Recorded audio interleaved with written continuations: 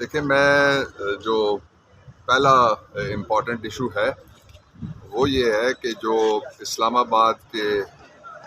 پورے اسلام آباد اور وفاق کے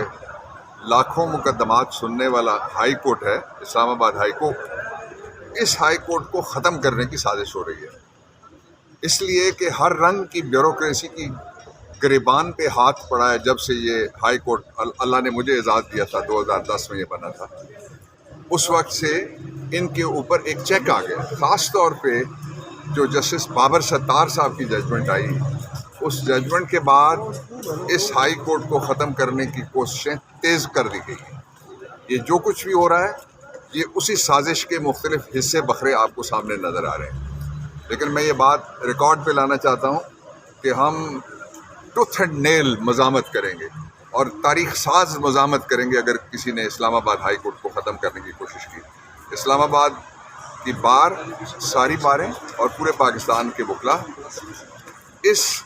ہائی کورٹ کا تحفظ کریں گے، اور ججز ہمارے ہیرو ہیں، ہم ان کا بھی تحفظ کریں گے۔ اور یہ المیہ ہے کہ اسلام آباد کی انتظامیہ وہ ساری کی ساری لگی ہوئی ہے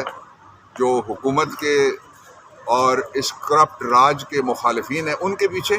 سارا اسٹیٹ کا ریسورس وہاں پہ زور لگا رہا ہے، اور اسلام آباد میں جو لوگوں کے حقوق کو پروٹیکٹ کرنے کے لیے آرڈر کرنے والی جگہ ہے وہی پروٹیکشن سے محروم ہو گئی ہے، اور آپ دیکھ لیں کہ کیا صورتحال سامنے آئی ہے۔ دوسرا جو امپورٹنٹ ایشو ہے وہ یہ ہے کہ پاکستان میں آپ نے دیکھ لیا کہ اس گورنمنٹ کے پاس کوئی پلان نہیں ہے جس کے ذریعے سے وہ کوئی میثاق جمہوریت کے بعد وہ میثاق معیشت کہتے تھے، اور اس میثاق معیشت کا سب سے بڑا ثبوت یہ ہے کہ ایک ایسے محکمے کی میٹنگ میں چوتھی بار وزیر اعظم بننے کا خواہشمند بیٹھا ہے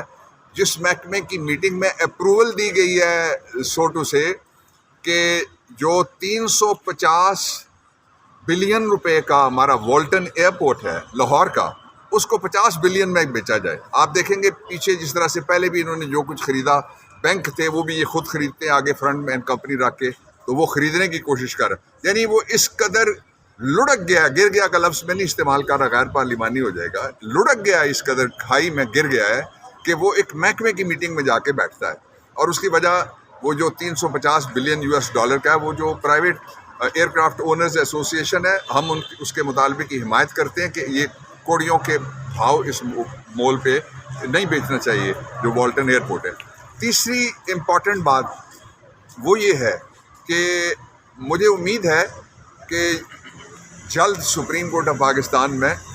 فل بینچ بنے گا، اور مجھے ساتھ یہ بھی امید ہے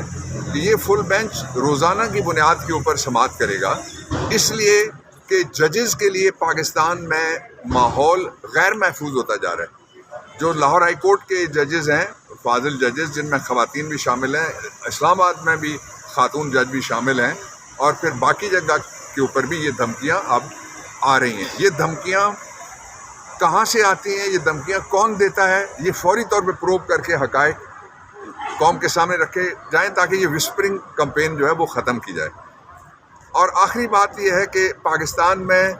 دنیا کی تاریخ کا سب سے بڑا اور بدترین کریک ڈاؤن سوشل میڈیا کے اوپر آیا ہوا ہے، اور شرم آنی چاہیے، حیا آنی چاہیے، غیرت آنی چاہیے اس گورنمنٹ کو جو کھڑے ہو کے یہاں پہ یہ کہتی ہے کہ سوشل میڈیا پہ ہم نے باہر کہتی ہے ہم نے پابندی نہیں لگائی، اور پھر انہوں نے آپ کے اوپر پابندی لگا دی ہے۔ ہم اس پابندی کو بھی نہیں مانیں گے۔ اس ساری صورتحال میں سے نکلنے کا صرف ایک راستہ بچا ہے، یہ تو آپ نے دیکھ لیا، یہ گورنمنٹ ریسٹور نہیں کر سکتی اکانومی، یہ اعتماد بحال نہیں کر سکتی، اس لیے کہ 336-40 کی اسمبلی میں 17 سیٹیں، کوئی کہتا ہے 25 سیٹیں، آپ 26 لگا لیں، 26 سیٹوں والے بیٹھے ہوئے ہیں جب حکمرانی کے لیے جہاں 171 سیٹوں کی ضرورت ہوتی ہے، تو یہی حال ہونا ہے۔ اس لیے فوری طور پہ نئے انتخابات کا اعلان کیا جائے، نئے انتخابات نئی امید لے کے آئیں گے، نئے انتخابات عمران خان کو لے کے آئیں گے، اور نئے انتخابات پاکستان کے لیے ایک تحفظ کا ماحول لے کے آئیں گے۔ ورنہ یہ جو علاقائی جنگ ہے اس میں لوگ دھکا دے رہے ہیں آہستہ آہستہ۔ آپ کچھ چیزیں میں نہیں کہنا چاہتا لیکن میں اشارہ ضرور کرنا چاہتا ہوں کہ جو مڈل ایسٹ کی جنگ ہے اس میں مغربی طاقتیں پاکستان کو ملوث کرنے کے لیے لگی ہوئی ہیں، اس سے ہمیں بچنا ہوگا۔ سر، سائفر کے اس آخری مراحل میں داخل ہو گئے ہیں، کیا سمجھتے ہیں کہ کیا فیصلہ ہو سکتا ہے؟ خان صاحب کیا عمران خان کے خلاف ہماری خواتین خواہ وہ صنم بلوچ ہو، خواہ وہ عالیہ حمزہ ہو، یاسمین راشد ہو، اور پاکستان کے بچے جو سوشل میڈیا کے اٹھائے گئے ہیں،